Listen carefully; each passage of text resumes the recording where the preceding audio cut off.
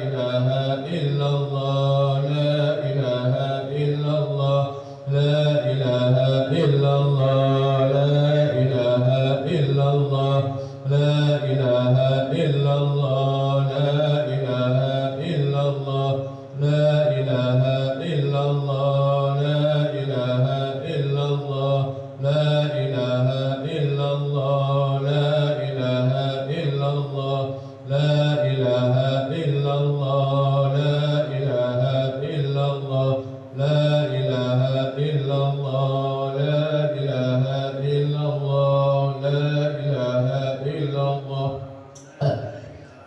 إلا الله لا إله إلا الله لا إله إلا الله لا إله إلا الله لا إله إلا الله لا إله إلا الله لا إله إلا الله لا إله إلا الله لا إله إلا الله محمد رسول الله صلى الله عليه وسلم بسم الله الرحمن الرحيم قل هو الله أحد الله الصمد لم يلد ولم يولد ولم يكن له كفوا أحد بسم الله الرحمن الرحيم قل هو الله أحد الله الصمد لم يلد ولم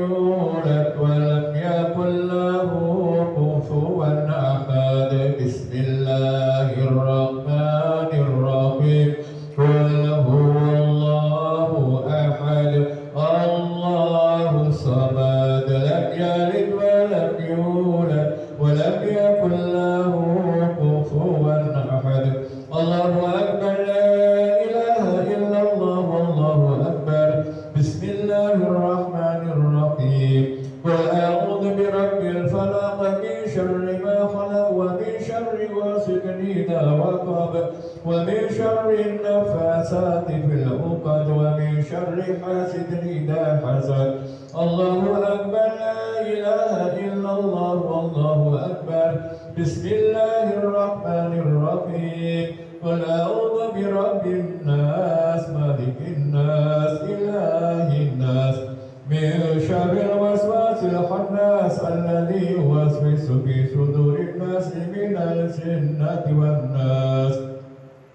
الفاتحة إلى روح سيدنا وحبيبنا وشفيعنا رسولنا محمد بن عبد الله صلى الله عليه وسلم وآله وأصحابه أزواجه وذرياته وآل بيته ثم إلى روح سيدنا المهاجر إلى الله أحمد بن عيسى وسيدنا الباقي المقدم محمد بن علي بن أبي علوي وأصولهم وفروعهم أن غير درجات في الجنة وأن يعيد علينا ببركاتهم وأسرارهم وأنوارهم وعلومهم في الدين والدنيا والآخرة الفاتحة أعوذ بالله من الشيطان الرجيم بسم الله الرحمن الرحيم الحمد لله رب العالمين الرحمن الرحيم مالك يوم الدين إياك نعبد وإياك نستعين اهدنا الصراط المستقيم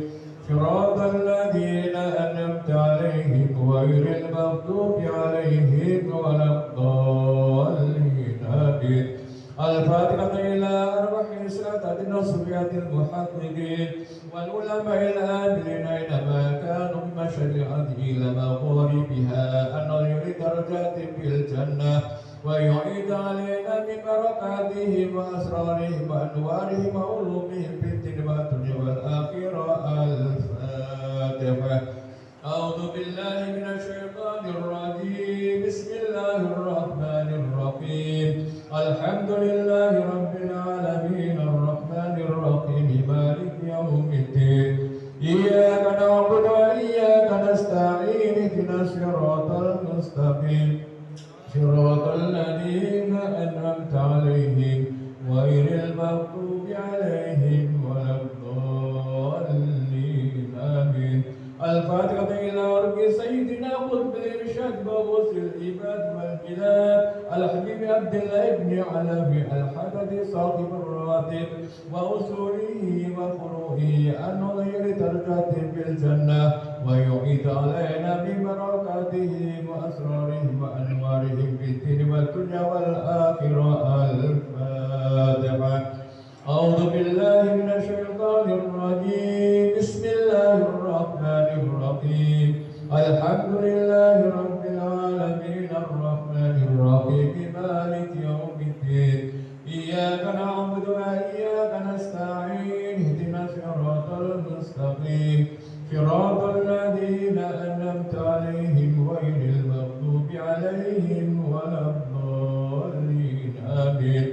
الفاتحة بأنه يغيث المسلمين ويرحم المسلمين وإلى أرواح الأئمة المجتهدين والعلماء العاملين ومشايخنا في الدين وإلى أرواح والدينا ووالديكم خاصة وأمة المسلمين عامة بأنه يتغشاهم بالرحمة ويسكنهم الجنة وأنه يقينا وإياكم شر الظالمين وشر المؤلمة والحاسدين وأن الله يؤتي كل شائر من ومنكم سلم على ما يرضي الله ورسوله والحجاج والمسافرين والوجود والمجاهدين بأن يبلغهم مقاصدهم ويردهم إلى أوطانهم سالمين في خير وآفية وأنه يتوب علينا ويختم لنا ولكم بالحسنى في لطف وعافية وإلى حضرة نبي محمد صلى الله عليه وسلم الفاتحة. أعوذ بالله من الشيطان الرجيم بسم الله الرحمن الرحيم الحمد لله رب العالمين الرحمن الرحيم مالك يوم الدين إياك نعبد وإياك نستعين اهدنا الصراط المستقيم صراط الذين أنعمت عليهم غير المغضوب عليهم ولا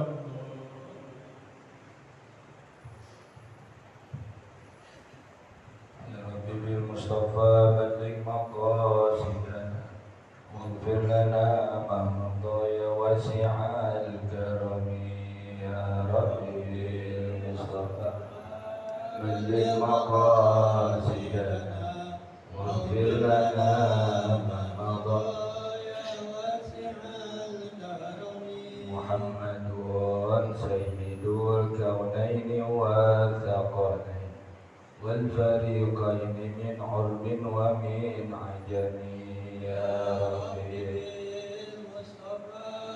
بلغ مقاصدنا واغفر لنا ما مضى يا واسع الكرم اللهم صل وسلم وبارك عليه وعلى آله الحمد لله رب العالمين والصلاة والسلام على أشرف الأنبياء والمرسلين Sayyidina wa maulana Muhammadin wa ala alihi wa ashabihi ajma'in amma ba'd. Bapak-bapak, saudara-saudara, ibu sekalian, setelah maghrib masuk tanggal 1 Rabiul Awal 1448 Hijriah, kita disuruh gembira. Dalam surah Yunus Allah Subhanahu wa taala berfirman, Qul bifadlillah wa birahmatihi fabidzalika falyafrahu wa khairum mimma yajma'un. Katakanlah wahai Nabi Muhammad kepada umat, dengan diturunkannya Al-Quran dan dilahirkannya Nabi Muhammad, diutusnya Nabi Muhammad untuk alam semesta, fabidzalika falyafrahu, dengan keduanya itu hendaklah kalian bergembira. Wa khairu mimma yajma'un, dengan diturunkannya Al-Quran dan diutusnya, dilahirkannya, ada tuntunan Nabi Muhammad SAW, itu lebih baik. Sesungguhnya hakikatnya sebetulnya lebih baik, lebih kekal ketimbang harta yang kamu kumpulin, yang kamu tabungin. Wa khairu mimma yajma'un, disuruh gembira. Dalam kitab Siduror, wa kullu dabatin li Quraisyin nataqat bi fasihil ibarah mu'linatan bi kamalil bisyarah. Binatang-binatang yang di darat, yang di laut, yang di udara, di barat dan di timur, kemudian bumi, langit, semua pada senang, pada gembira dengan dilahirkannya Nabi Muhammad SAW pada bertasbih. Karena kalau kita nggak ngerti, nggak dengar, nggak tahu, cuman berkomunikasi, saling memberitakan antara hewan satu dengan hewan lain. Bifasihil ibarah mu'linatan bikamalil isyarah, semuanya gembira kecuali iblis sama setan. Semuanya gembira. Sampai mamangnya Nabi Muhammad namanya Abu Lahab. Abu Lahab punya budak perempuan namanya Suwaibah, pakai ta, Suwaibah. Suwaibah ngabarin ke Abu Lahab, "Tuan, ponakan udah lahir." Ini Abu Lahab begitu senangnya dapat kabar ponakannya udah lahir. Di hari Senin, Suwaibah dimerdekakan. Akibat itulah, meskipun Abu Lahab di kemudian hari menentang dakwahnya Nabi sampai wafatnya, di alam barzah setiap Senin pere apaan? Pere disiksa gara-gara girang, gembira, bahagia, senang lahirnya Nabi Muhammad SAW. Itu baru fisik. Nah, Abu Lahab aja yang menentang Nabi begitu gembira di hari Senin dengan kelahiran Nabi Muhammad, keponakannya, yang dia penentang Nabi, tapi diberi keistimewaan setiap hari Senin. Yang tadinya, yang kudunya mestinya umumnya setiap saat disiksa, hari Senin full pre, bahkan di jari-jarinya itu keluar susu diminum tiap hari Senin. Kemuliaan, kelebihan, keuntungan buat orang siapa aja yang gembira senang kepada baginda Nabi besar Muhammad SAW. Pada senang. Begitu juga kita di bulan Rabiul Awal disuruh senang. Di dalam qasidah, setiap saat pun kita memperingati maulidnya, kelahirannya Nabi Muhammad, qad kana wajib. Itu udah mestinya. Jadi orang kalau bersyukur, berterima kasih sama Nabi Muhammad, berarti dia bersyukur, berterima kasih kepada Allah Subhanahu wa ta'ala. Qul bi fadlillah wa bi rahmatihi fa bidzalika falyafrahu wa khairum mimma yajma'un. Rahmat itu inna arsalnaka wa ma arsalnaka illa rahmatan lil alamin. Nabi Muhammad ditugaskan untuk memberikan kasih sayang Allah, kedamaian, ketentraman, keamanan, kebahagiaan dunia wal akhirat. Jadi keinginan Allah itu hamba-hambanya jadi bahagia, aman, tentram, selamat dunia dan akhirat. Buktinya Allah Ta'ala ajarkan kita, Rabbana atina fid dunya hasanah wa fil akhirati hasanah wa qina adzabannar. Ya Allah, ya Tuhan kami, atina, berikan kepada kami kebahagiaan dunia dan kebahagiaan akhirat, wa qina adzabannar, dan selamat dari siksa api neraka. Jadi Allah Ta'ala menurunkan agama Islam itu untuk kemaslahatan, kebahagiaan makhluknya, hambanya, ya, di dunia dan di akhirat. Dan keseharian kita, aktivitas keseharian kita dari waktu ke waktu itu muatannya, isinya adalah hablum minallah wa hablum minan nas, berbarengan tuh. Ya. Meskipun kelihatannya bukan ibadah spiritual, bukan sholat, bukan baca Quran, tidur aja kalau diniatin sebelum tidur kita wudhu, ya kita niatin ntar pengen bangun tahajud atau bangun sholat subuh berjamaah, itu dinilai ibadah. Jadi Allah Ta'ala berkeinginan carilah kebahagiaan dunia ya, yang bernilai akhirat. Caranya bagaimana?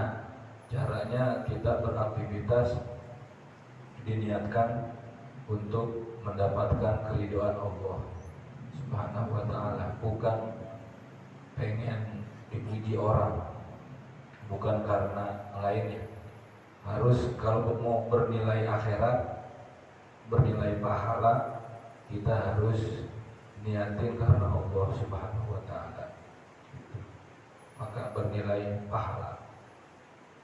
Dalam Al-Quran itu, dalam bahasa Arab, pahala itu ada 3 kosakata. Ada thawab, ada ajrun, ada lagi jazaun. Itu pahala. Pahala itu balasan, upah, gaji. Kalau kita berbuat amal soleh, itu buat kita juga, itu bukan buat Allah. Allah Ta'ala memberikan pahala, memberikan reward, memberikan ganjaran, baik di dunia maupun di akhirat. Kata Imam Ibnu Athaillah As-Sakandari, man wajada thamarata amalihi ajilan fahuwa dalilun alal qabuli ajilan. Siapa orang yang merasakan buah dari amalnya, buah itu maksudnya hasil. Siapa orang yang mendapatkan manisnya dia melakukan kebaikan, amal soleh, baik sholat, baca Quran, sedekah, silaturahmi, kerja karena Allah, berumah tangga karena Allah, ngapain aja karena Allah, dia bisa ngerasain manisnya, nikmatnya, berkahnya, bertambah kebaikannya. Itu adalah bukti DP didapetin di alam dunia bahwa amalnya itu, aktivitasnya ngerjain amal-amal solehnya itu pakai ilmu, sebagai bukti diterimanya amal ibadahnya oleh Allah, yang nanti di akhirat disempurnain lagi di surganya Allah Subhanahu wa Ta'ala. Jadi kita hadir majelis zikir, nikmat ngerasain kita, kemudian dapat ilmu, kita kerjain, kita amalin, kita jalanin, sabar, tahap demi tahap, ilmu dikit-dikit kita amalin, pakai guru. Kalau di medsos itu buat wawasan, kudu berguru, harus berguru. Karena orang itu tidak cukup beriman, tidak cukup bertakwa, dia harus punya guru, harus bergabung sama orang-orang yang berilmu dan orang-orang soleh. Ya ayyuhalladzina amanu taqullah wa kunu ma'as-shadiqin. Wahai orang-orang yang beriman, bertakwalah kepada Allah. Iman itu kan keyakinan. Takwa itu kerjaan kita, ngamalin yang diperintah, ninggalin yang dilarang. Wa kunu ma'as-shadiqin. Yang ketiga nih, perintah Allah, wa kunu ma'as-shadiqin. Kamu mesti harus bersama orang-orang yang shadiqin, berilmu dan ngamalin ilmunya sungguh-sungguh dalam hati. Hatinya juga ngikut di saat sholat, di saat transaksi jual beli, hatinya tulus, terus bersambung kepada Allah Subhanahu wa Ta'ala. Jadi almar'u ala dini khalili. Kita itu manusia itu karakternya, sifatnya itu sangat dipengaruhi oleh sama siapa dia dekat. Kalau dia dekat sama orang-orang yang rajin, yang taat, yang pintar, yang alim, ulama, dia bakalan kayak gitu tuh. Man tasyabbaha biqaumin fa huwa minhum, dikelompokin.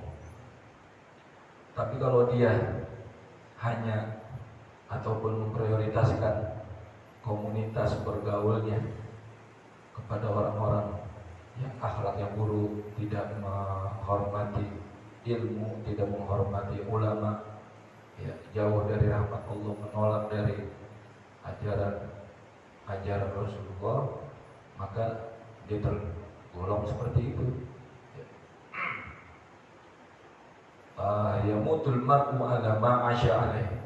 Orang pada saat dia meninggal tergantung aktivitas rutinnya. Kalau dia rutinnya sama orang soleh, sama ulama, dia amalin tuh ilmu karena Allah Subhanahu wa Ta'ala, nanti dia waktu dipanggil sama Allah, malaikat Israel datang mencabut nyawa, di saat itu pula dia sedang beribadat, hatinya sedang terhubung kepada Allah Subhanahu wa Ta'ala.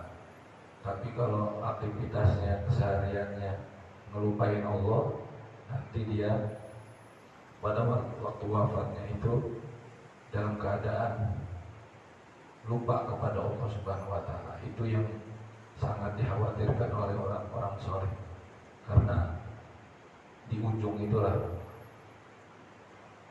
penilaian yang sangat berharga di sisi Allah Subhanahu wa Ta'ala. Bapak, saudara-saudara, di bulan Rabiul Awal kita di antara amaliyahnya adalah memperbanyak baca sholawat. Ada sahabat Nabi, ya Rasulullah, bagaimana kalau dalam doa saya, dalam waktu saya perbanyak sholawat kepadamu, itu lebih baik, lebih bagus dari kamu. Kalau saya tambahin jumlahnya, ya Rasulullah, itu lebih baik buat kamu. Kalau seluruh waktu atau seluruh dalam doa isinya salawat, bagaimana ya Rasulullah? Tukfa hammuka wa tukfar laka dzanbuka. Kalau kamu banyak berselawat, kata Rasulullah, dosamu diampuni sama Allah, hajatmu dipenuhi oleh Allah, dikabulkan oleh Allah Subhanahu wa Ta'ala.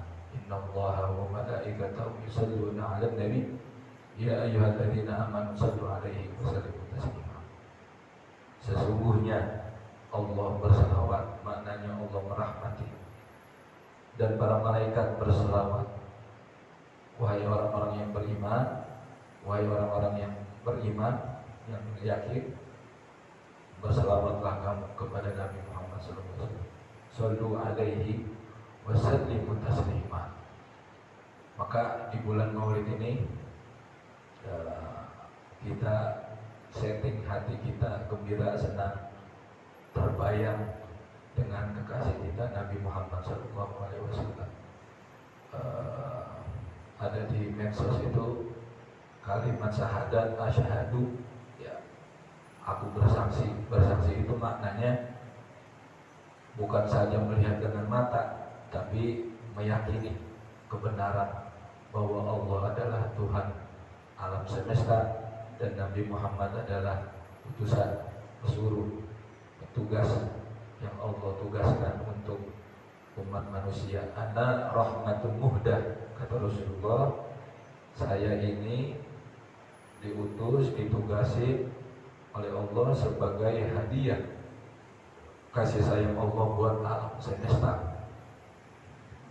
Jadi orang yang menjalankan tuntunannya, ya, kalau kita cerna dari mulai Rasulullah bilang laula an asyqa ala ummati la amartuhum inda kulli wudu au inda kulli shalah. Kalau enggak ngeberatin kepada umatku, aku bakalan suruh gosok gigi saat dia wudu, ya, sebelum wudu atau sesudah wudu. atau mau sholat gitu. Itu buat kesehatan. Wudhu juga begitu, buat kesehatan. Mandi dan toharoh istilahnya. Hal seperti itu aja udah logika kita udah nerima bahwa ini adalah agama yang bukan saja dari satu sisi menguntungkan kita, akan tetapi kesemuanya. Bila kita pelajari testimoni-testimoninya, bila kita dengar, kita lihat, kita amati, nggak ada lagi keraguan buat kita bahwa tuntunan dari Allah melalui yang diajarkan oleh Nabi kita Muhammad SAW. Nabi Muhammad ngajarin ke sahabat, sahabat ngajarin ke tabi'in, tabi'in ngajarin ke atba'ut tabi'in, sampai kepada guru-guru kita di pesantren-pesantren, di majelis-majelis taklim yang bukan asal gobleh, bukan asal-asalan, tapi turun-temurun, ada kitabnya, ada sandaran sanadnya dari guru ke guru. Ini yang kita pegang, kita bersyukur kepada Allah Subhanahu wa taala, kita gembira. Insyaallah bila kita memperingati Maulid, banyak selawat, kita amalin sunnah-sunnahnya, insyaallah Rasulullah mengenal kita. Insyaallah Allah Rasulullah undang kita untuk berziarah ke makamnya. Tidak ada yang mustahil. Nabi Muhammad adalah sosok yang berterima kasih, paling bisa berterima kasih kepada umatnya, yang umatnya itu dikenal orang-orang yang cinta kepada beliau. Mudah-mudahan kita termasuk tercatat di buku besar beliau sebagai umat yang cinta kepada beliau, ditandai dengan menjalankan sunnah-sunnahnya dan banyak berselawat kepada beliau. Allahumma bikillah wa mitarikullah wa minkum assalamualaikum warahmatullahi wabarakatuh. Al-Fatihah. Alhamdulillah minasyaitanir rajim. Bismillahirrahmanirrahim. Alhamdulillah rabbil alamin arrahmanir rahim. Iyyaka na'budu wa iyyaka nasta'in. Shiratal mustaqim. Shiratal ladzina an'amta 'alaihim ghairil maghdubi 'alaihim waladdallin. Amin. Allahumma bihaqil Fatihah wa bihaqi sayyidah Fatimah wa abiha wa ba'liha wa baniha wa ummiha wa akhiha ya alim sirri wa najwa najina wa ahlana wa ahbabana wal muslimin jami'an bil balwa. Subhanakallahumma wa bihamdika. Salam wa khairu da'wana alhamdulillah.